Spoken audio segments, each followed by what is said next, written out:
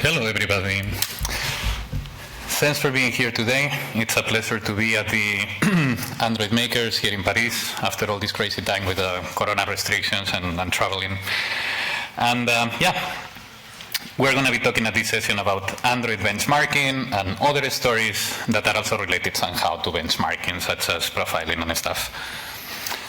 Right, so I'm Iury. I do mobile stuff at Klarna. Currently building a shopping browser there. And I like building tools, that kind of stuff. And my name is Enrique López. López, I guess in French. I'm a freelancer. I'm the maintainer of the Kotlin Weekly. So if you don't know it yet, please subscribe. It's a mailing list made for developers, by developers. I'm mostly doing Kotlin and Android right now, and besides programming, I like running unreasonable distances and finance.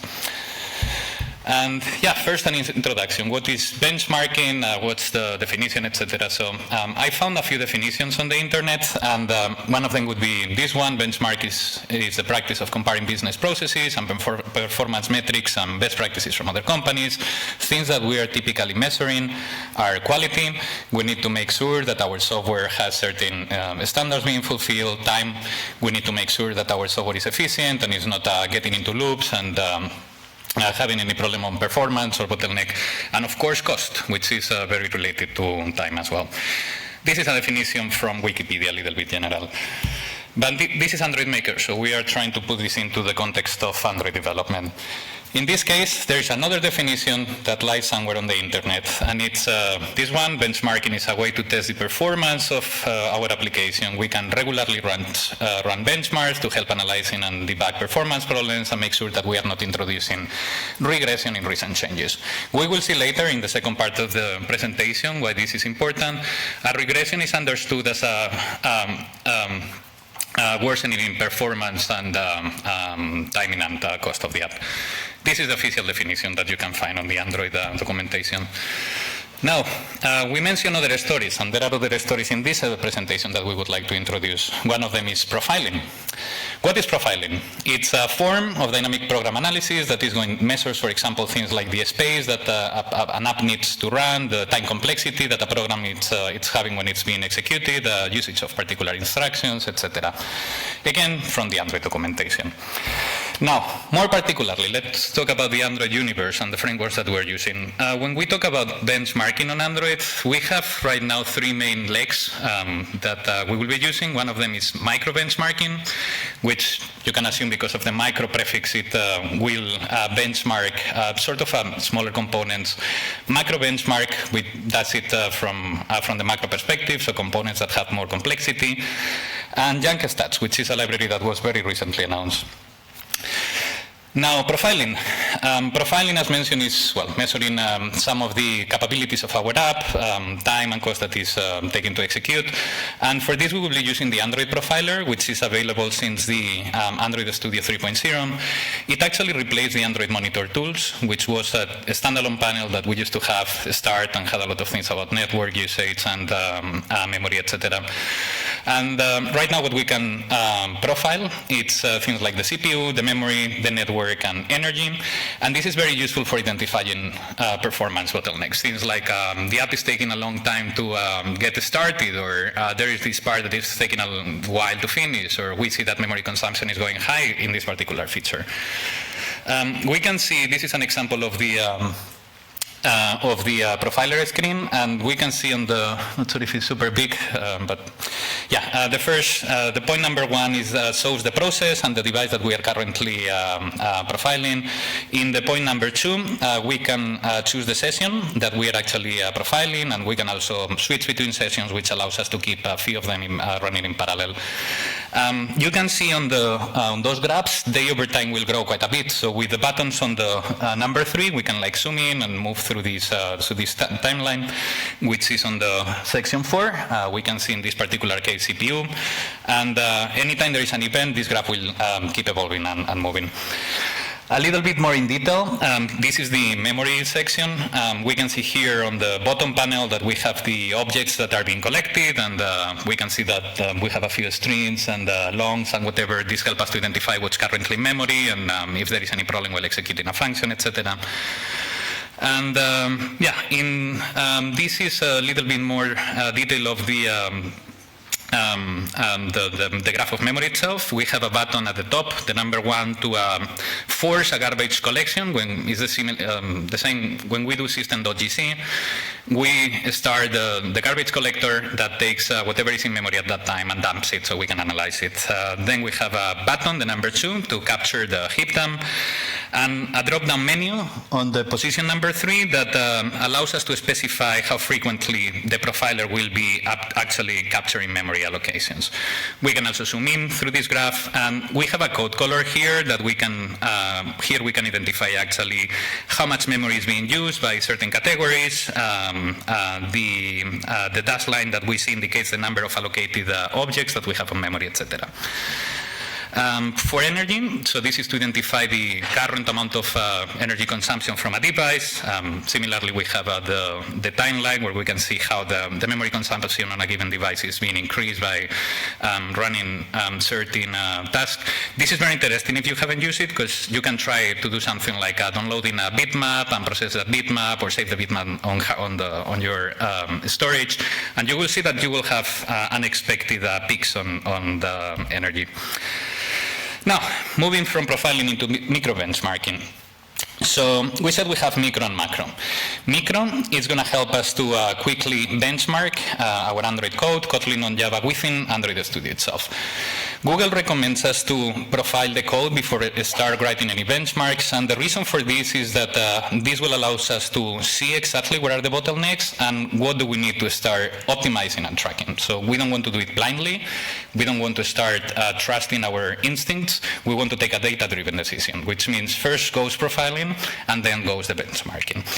And this micro benchmarking is particularly useful for things like CPU work that will run many times in our app. Examples, recycler view that is scrolling with one item being displayed at a given time, data conversion processing when we need to download, for example, a bitmap and process it, save it into the storage, these sort of things. How to get started with this? We need to add a dependency. At the time of preparing this presentation a couple of weeks ago, this was the latest version available. Maybe now we have increased a little bit. We'll tell a few stories with this presentation being outdated. And then we need to add our benchmark. This will be our very basic sample. Here we can see that we need to annotate with this run with, specifying the unit library that we're using. Very simple. We'll have a rule, which is this benchmark rule. And then we will call this measure repeated function that actually starts the benchmark itself and doesn't work. So the function doesn't work will be actually something interesting that we want to measure. Because micro benchmark actually runs the code directly, we need to place the code into a separate Gradle module, into a separate Gradle dependency, as you can see here. It should not go into our app itself, but on a separate module. So if you didn't start modularizing your app, now is a very good time.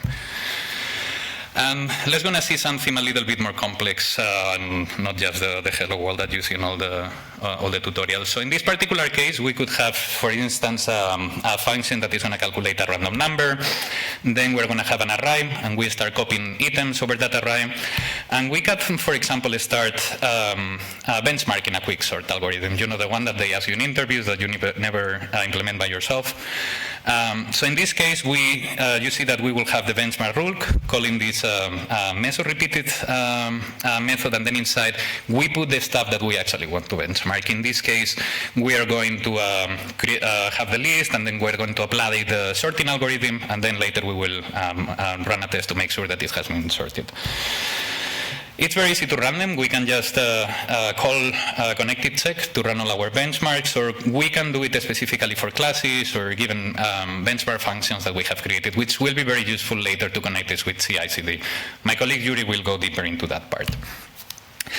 And in Android Studio, we are able to visualize this, have a visual representation of our benchmarks. So in this particular case, you can see similar to test, right? We have our test class or our benchmark class with a few benchmarks that are running. But there is a fundamental difference here compared with test. And is that benchmarks are not deterministic. A test can fail or a test can pass. It's either true, false, it's something Boolean, but a benchmark, it does not fail or it's successful. A benchmark will always execute.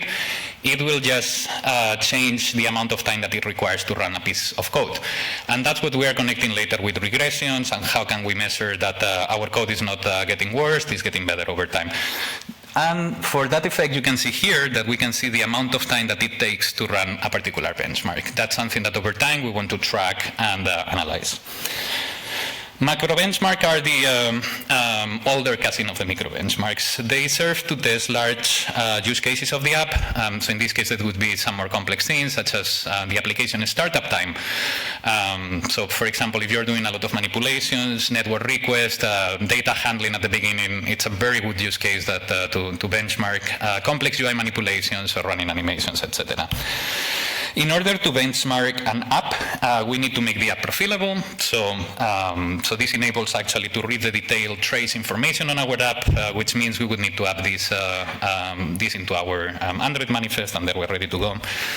We will need to configure the benchmark. So for that effect, we will have on our release or on our build type, release, debug, whatever.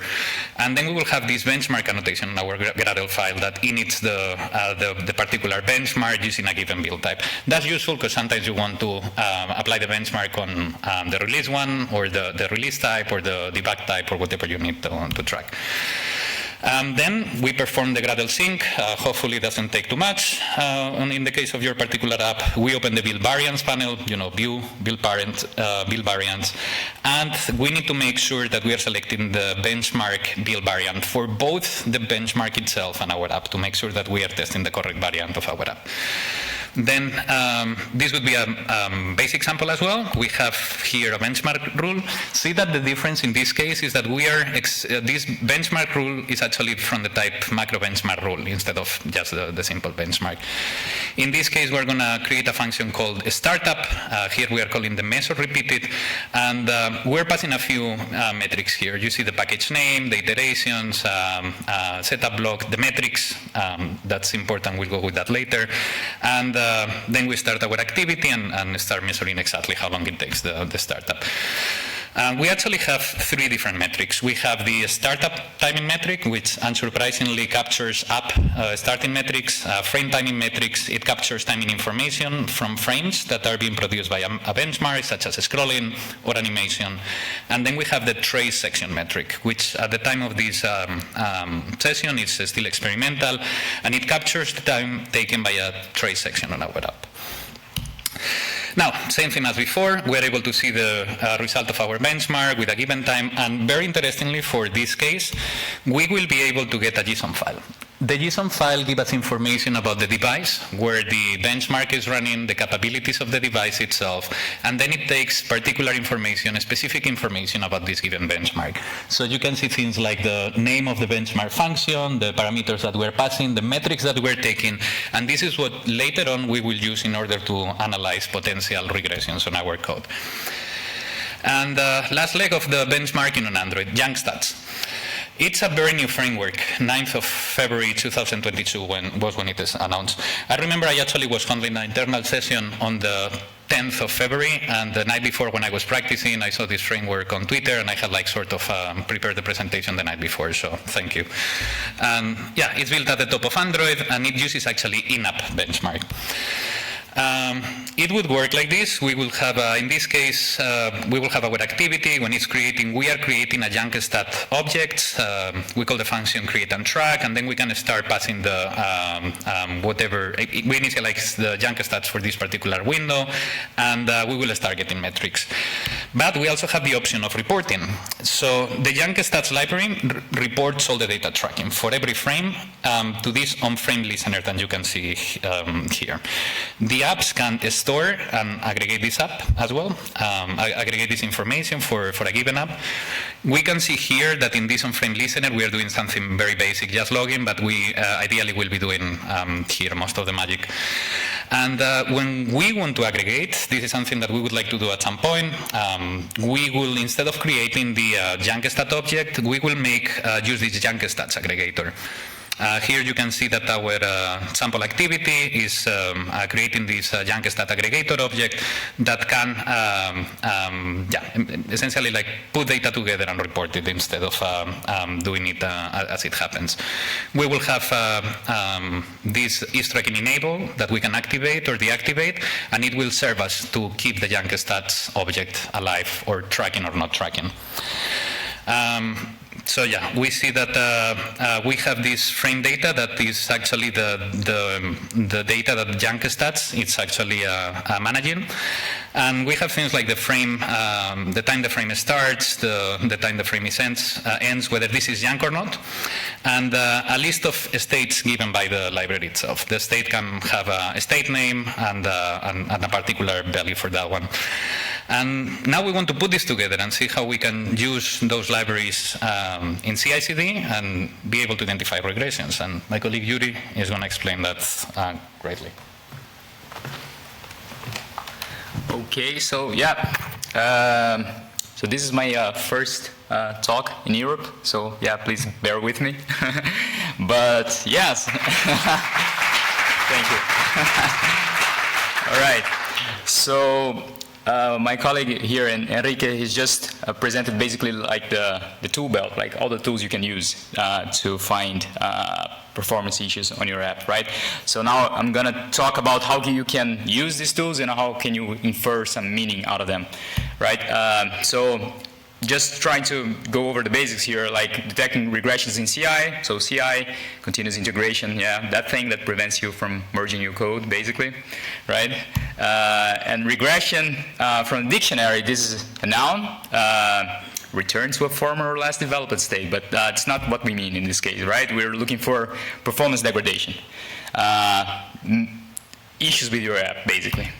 So you may be thinking, why would you need this in the first place, right? So maybe a typical regression scenario happens like this. Maybe you've been through this before, right? So you're working on something, another team shows up, he's saying that stuff is not working, there's a critical performance issue somewhere, and then you have to switch context and you start digging into the code base, not really sure what's going on. So yeah, you just open that screen and try to investigate, and then that's a lot of pain, right? So you have to profile, benchmark manually, all that not good stuff. So yeah, so the thing, so we were trying to identify why, right? So monitoring performance, it's much easier than profiling, right? So you ideally want to catch issues before they hit the end users. And as we know, like running benchmarks is really, manually is really repetitive and error prone. You just have to do digging and do stuff over and over again on your local machine. This is not fun. And as Enrique was saying, the output is just a number, right? So what we do with that? And what we ideally want to do is to make this automated, because as I say, it's boring. You don't want to do that over time. So yeah, so these are a bunch of reasons to do that, right? So this is from Kutzgesagt, really like this one. Let the machines do what they're best at, right? So let's automate some stuff. So yeah, this is a basic example just so you guys can get some idea out of this, right? So you want to, yeah, I changed this, okay. Identifying degradation in app startup time. So maybe you want to monitor that. So one of the solutions you can use macro benchmark that Enrique was just talking about. So there's the startup metric that you want to use. And yeah, let's see how you can go about that. So first thing, you have to install the artifacts. First, the APK, or the new thing, which is not the APK, which in the end is an APK. Then you have to install the macro benchmark instrumentation stuff, right? So because the way macro benchmark works, it's like, you can think about it like your app is like a puppet, and the macro benchmark is like the puppeteer pulling the strings, so it controls your app. So in the end, basically, it's like a way to benchmark your app in a sort of a close to real life scenario. So you can kind of think this is true data. So you're going to install the artifacts, then you're going to run the macro benchmark test, right? So this test, like Enrique also showed, is going to output a JSON file with all the data from the test. Then you want to store this data. Okay, so this is the basic stuff, right? So you install the artifacts, there's a bunch of Gradle tests to do that, a couple maybe. Run the test, get the data, store the data. So when to run this? There's multiple approaches to that. One of them is to run this on every build. It may be costly for your environment. You have to really think about this. Maybe you want to run this every number of builds, or maybe on every release. You have to really identify what works best for you.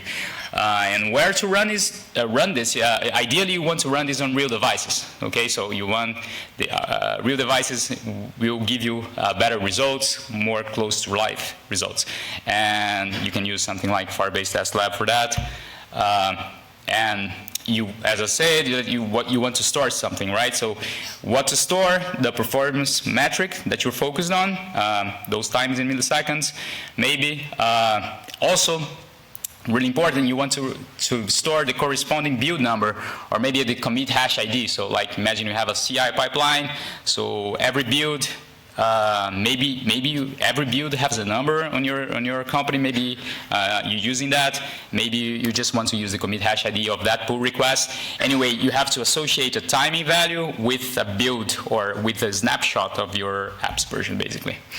And okay, so this is the basic setup, right? So now what? Now comes the detection part. Okay, so there are multiple approaches for that, and I'm gonna go over from the basics to the more advanced ones, and we'll see what's that about.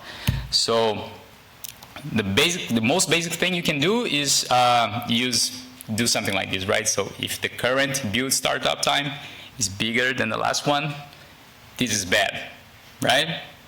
Simple enough. Don't do this. It's not gonna work. Benchmarking values are really flaky, though maybe this is the word. It fluctuates a lot, the values, right? So they can vary a lot because a lot of things can change between runs. Your device may be doing tons of weird stuff when you run your app, and that can make the values change a lot. The macro benchmark library actually does a lot of work to try to not to diminish, to make those numbers very less, but they still vary a lot. So maybe you can use some kind of threshold value, right? So maybe you're thinking, okay, maybe if it varies this much, then it's bad. Okay, not just bigger, maybe this percentage bigger, it's bad, right? So maybe let's go over a basic example of that. So maybe you have this time series of performance. Okay, so in the vertical line is the time, how long it takes. Horizontal line is your build number or version, app version number. Okay, so you have a bunch of builds, you line them up, this is what you see, and maybe this happens. So is this a regression? Is this a performance degradation in your app startup time, right? This is what we're investigating. So this is like almost 15%. Should you consider this a regression? Maybe you should, right? Maybe your threshold is 15%. So if that happens, this is bad. So what if this happens right after? So that was not a regression. Maybe you trigger a false alarm. So the values are really inconsistent, and just going build by build, it's really hard to infer actual meaningful information out of that. This is going to maybe trigger false alerts. It may make you miss real regressions, because what if the performance degradation is below your threshold? Maybe it's just 14%, and you lose a 14% degradation, right? You also don't want to miss on actual regression scenarios from that. So we can do that and that. And so here are some constraints we have. We want to handle temporary instability, avoid manual tuning per benchmark, and we want accuracy, right? We want to get some real values out of that. So instead of saying maybe that it comes the detection part, I should have said that now comes the math part. Please bear with me, it's not going to be that bad. We basically just need more context to make the decision, right? So it's not just this build against the last build, because as we saw, values can vary a lot. So we just need more context, we need a bigger picture. But this is not playing, okay. The lady is confused. Right, okay, yeah, there it goes. Okay, right, so now comes in the math part, right? So you want the step feeding algorithm, which is basically a solution that is already there. So what we do, we copy stuff from other fields into our own and repurpose them, right? So this is this thing has been happening in other fields for a long time. This is a algorithm out there. A lot of people from other fields know about this one, but this is basically what it tries to do. If you Google for this, you're maybe going to end up in a Wikipedia article. You're going to see this kind of image, right? So we're trying to detect, this is a statistical approach for detecting jumps or steps in a time series, right? So you have a bunch of variation, but at some point there's a bigger variation and you want to only catch this bigger one and not be bothered by the smaller variations, right? So this approach, I didn't come up with this myself. Actually, this is being used by the Jetpack Compose team, I guess. There's a awesome article I'm going to link in the end. Yeah, so the idea here, I'm going to try to give you the basic intuition of the algorithm. I'm not going to go into detail.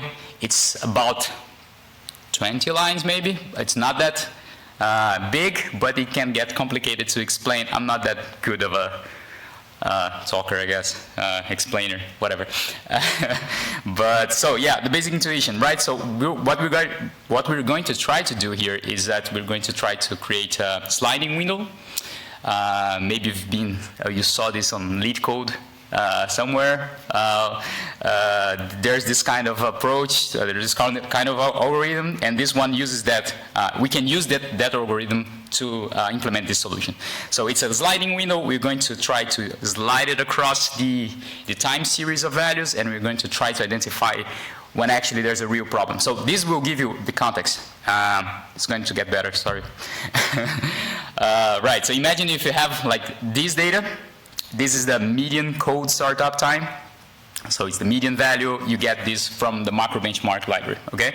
So you have these values, you have these version numbers, and this is it, right? So now we're going to try to apply the algorithm, like visually, just so you can get the intuition, right? So you get this data, you get this data, right? So this is your window now.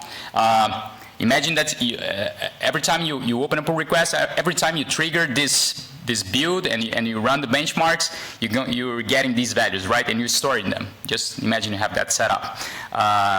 And then you're going to start getting more data, right? So when this big one comes up, is this a regression? At this point, it is not. Like the step feeding algorithm is going to tell you this is not a regression yet. Because, you know, maybe this is just a spike somewhere, somehow, like you're not sure. You don't want to trigger false alarms yet, right? So you keep building, and more data comes in, right? And you keep sliding the window through the next bar that comes up, right? So you're moving. So new data comes up, okay. The step feeding algorithm is gonna output a new value, like it's going to output actually false. It's the same value. It's false, but it's kind of changing as you move forward on the window. It's getting more and more sure that this is a regression, right? So now that you get more data, as you can see, there's now we're pretty sure that something is going wrong on this build, and what this the step feeding is going to tell you as well is where it's also where is the critical point, where it started. So you're going to have like the output, you're going to have like the build value, the build number of the version, which when the problem started happening, okay? So then you can go to that version and then you can start profiling, but in a smaller code base, right? You're not looking at everything. You kind of know when it started happening now. So yeah, this is the basic intuition of it. This will avoid false positives. You can make context-aware decisions because you're not going to look through the whole code base. Maybe you've been in a project that slowly performance issues has been creeping up, and then at some point someone they get together and say, okay, the performance is really bad, we have to do a whole effort, the whole organization is going to try to fix a problem with performance, but just a long time after the fact, and then you have to you know, like there's just too much stuff to look at. With this solution you can really focus on a narrower window, right? So yeah, this is the advantage. And you can report confidence of regression against this alert threshold. So there's also a number with this algorithm, there's also a number that you can fine tune. So you can increase the window, maybe, if you want to be more sure. You can still customize this algorithm for your particular use case. So yeah, key takeaways, this is going to automate regression detection on key points of your app. Maybe you want to start profiling your app on like places that are really critical. Imagine that you have a screen that, like this is your whole business basically, like this screen. So right from the start, maybe you should start benchmarking this screen. Not benchmarking, automating the benchmarking and monitoring the data there. And so, because it's really important for your organization or you know, profiling will help you find what's wrong. So after the fact, after you finding regression, then you go back to profiling. Then you can put in the loop, you know, and look for the actual problem. This will help you catch issues before they hit the end users, which is also good because one of the things that most people are doing, I guess, like in bigger companies, is that you have analytics set up, right? So you have these analytics and you're triggering events, and maybe there's some benchmarking events, time to load the screen, or there are some numbers there. But the problem with this approach is that this is going to take a while until you see these numbers, right? And the users already have the problem by the time you see them. By the time you see the problem, and then you have to, someone's going to report, or maybe you're going to get some data, then you're going to get together, allocate people to solve the issue, you know, like it's after the fact. This way you try to catch the issues before they even happen in the first place, or before they hit the users. Yeah, and this is the part about consider monitoring with benchmarks, okay? So to recap. Yeah. So JankStats, one of the libraries that we mentioned, you should be using this better on real devices. It has a reporting mechanism that we can use to report back the data that we are actually analyzing, the evolution that is taking, the starting time, the finishing time, etc. And it's the latest benchmark library. However, this can coexist with a Jetpack benchmark, which has the micro and macro benchmarks.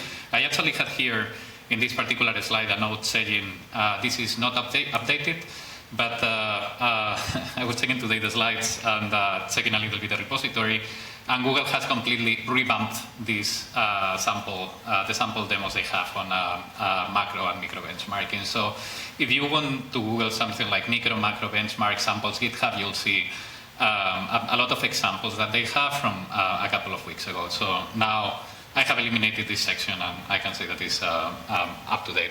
And you will be using instrumentation tests as benchmarks. Then with profiling, you will be able to tackle issues on memory usage, energy, network, and CPU.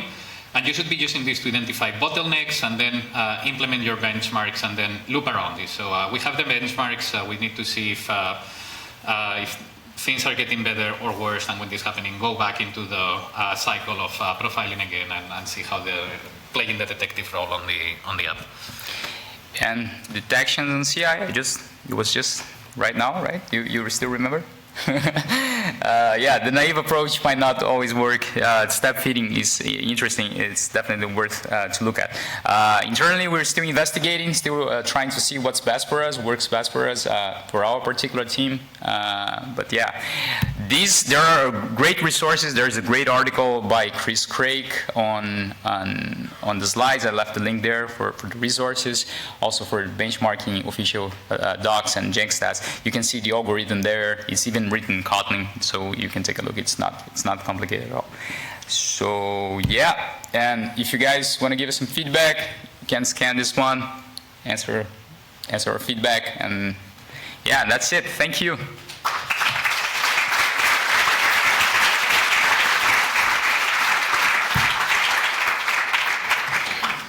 Guys. And we have another slide to say thank you, and you can go with the questions. I just showed. Thank you for the presentation. I have a question. Isn't the step approach taking too long to witness a bug and fix it? Is it already in production when you see that there is a bug, a regression? Yeah, so there's actually multiple ways of actually implementing that. But the way I showed you, it's like the build runs. Your code is actually it's not gonna trigger because of your performance issue, maybe, but considering that your release cycle is bigger than your build cycles, you know, like you're building like hundreds of times a day and you're releasing once a week, maybe, or you're going to be able to catch it before you release it. So before releasing, you already know. So yeah, that's the approach. I have another question. Isn't it possible to minimize the effect, like running multiple times the benchmark? I would say it's a possibility, but actually for instance, the macro benchmark libraries, like for that particular use case for app startup time, you know, like you can actually you can already set how many times you want it to run. So in that example, I think Enrique showed is like 5 times. So the app already opens 5 times, then it gets the median value, you know. So it already tries to alleviate that, but still not good enough. Yeah. Thank you. There is actually a very nice example here on the article from Chris Craig on fighting regressions, and he actually showcases a real example from Google. Google has the result of the CI that they're running is on the Android open source project is public, so you can go and see exactly all the benchmarks that are running, the time they're taking, and they have a sort of a sample code using the Kotlin playground, this Kotlin playground.com or whatever. And if you execute, they actually take the real data from the production CI/CD from Google, execute the regression, and then writes on the command line, like, there has been a regression here, and it has been fixed there. And I think that runs like once per day on the sample CI/CD.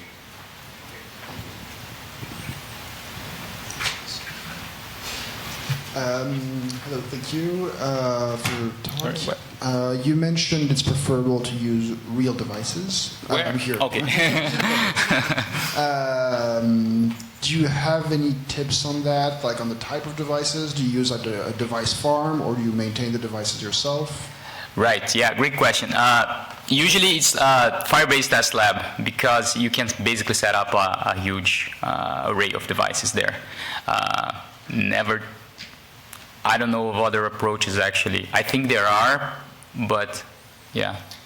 It would probably work similarly on how you run tests. So ideally you want to have something like the Amazon Device Farm or Firebase, or some companies have their own isolated room with devices. So yeah, ideally it should be like, you know, real devices on a farm or whatever you have. Okay, thanks. So do you try to use like low-end devices, high-end devices, or just do you have like a huge wide array of devices? I think ideally the coverage should be global, cover as much as possible, but probably putting a little bit more attention on low-end devices, because that's when the problems are going to happen, right? Like if you're running something on, I don't know, Pixel 5, latest generation handhelds, is probably going to be fine, but you want to make sure that the oldest ones are still being supported. But yeah, ideally as wide as possible always. And usually in these device farms, you can parameterize that, so you can choose the device OS version, device. Yeah. Cool. Thank you.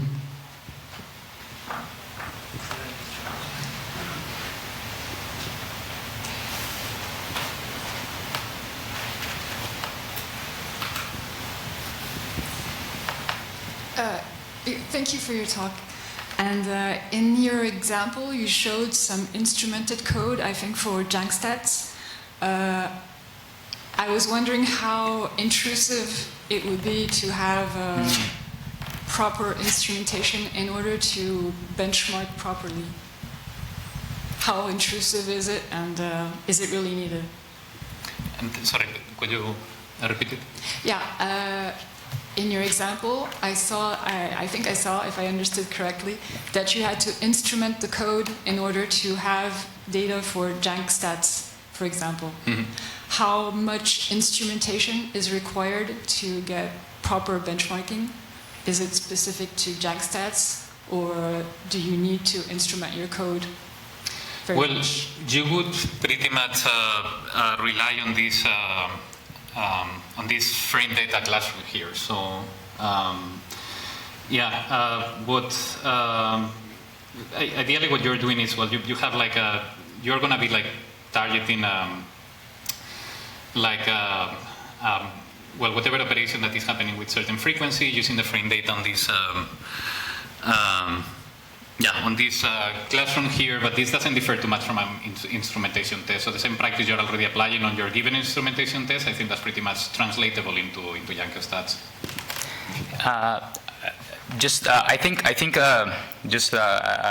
Another perspective here. I think you mean like you put in a bunch of test code inside your application. Yeah, exactly. Okay, yeah. To be completely honest, like this was just like Enrique was saying, like this was just released like, I don't know, like a couple of months ago. But what I could say, maybe you would ideally abstract away this in a way that it doesn't look that bad. But I think that's not much around it. It's just like analytics is inside your code, and that's kind of weird as well. I think this is one of those cases, one of these cases. Thank you.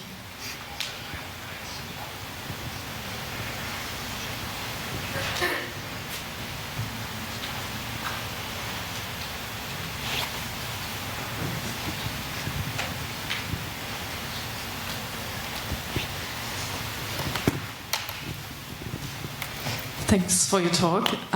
So from experience, how often would you suggest running those regression checks, for example? Would you do it per commit, per PR, per, I don't know, release testing? Yeah, I think they are probably similar in terms of efforts to a UI test. So they're expensive to maintain, they take time to run. I guess each company might do it a little bit differently. One good practice is to have something like night builds. So at the end of the day, you run the codes. Then in the morning, you get a report. You can see the report after some code has been committed during one day. Then take the individual results.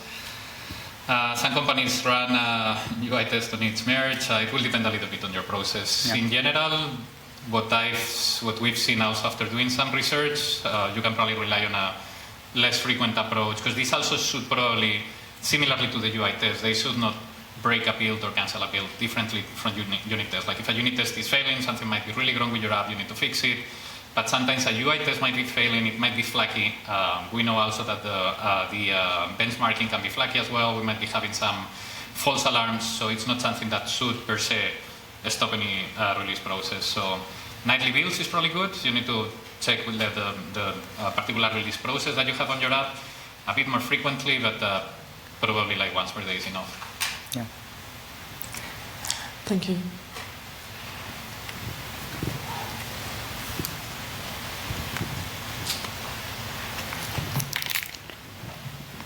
We good? Okay. Thank you so much for being here, and we'll be around. Feel free to reach out anytime if you have any other questions. We'll be here for a while. We'll be putting the slides online maybe in a few hours. Maybe I think we'll put it on Twitter when it